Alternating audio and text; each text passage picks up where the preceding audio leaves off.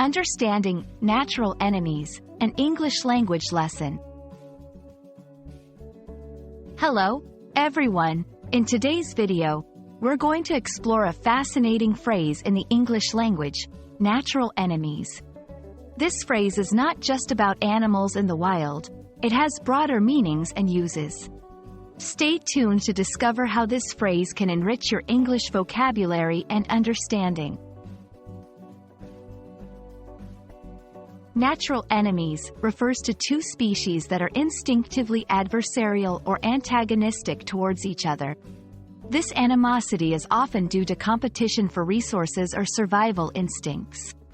In a broader sense, it can also refer to any two entities, like countries, teams, or even ideas, that are commonly in opposition due to inherent differences or conflicting interests.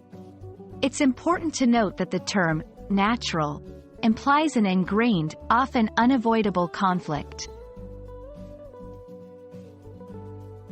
In nature, we often see examples of natural enemies.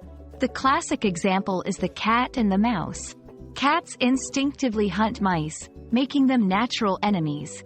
Another example is the relationship between predators and their prey, like lions and zebras.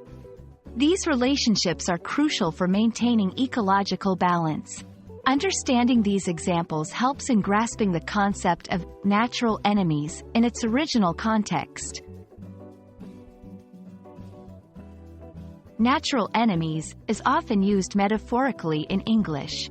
For instance, two rival sports teams might be described as natural enemies due to their long history of competition.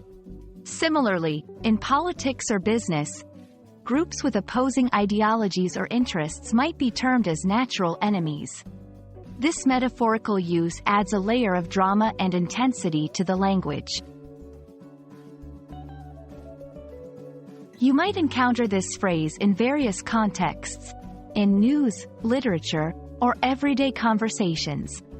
For example, the two politicians are natural enemies, always arguing on policy matters. In the corporate world, those two companies are considered natural enemies due to their competing products. Understanding how to use this phrase can add depth to your English conversations and writing. Natural enemies is a phrase rich with meaning, both literally and metaphorically. Whether talking about the animal kingdom or human interactions, it highlights intrinsic conflicts and oppositions. I hope this video has helped you understand and use this phrase more effectively in your English language journey. Thanks for watching, and see you in the next lesson.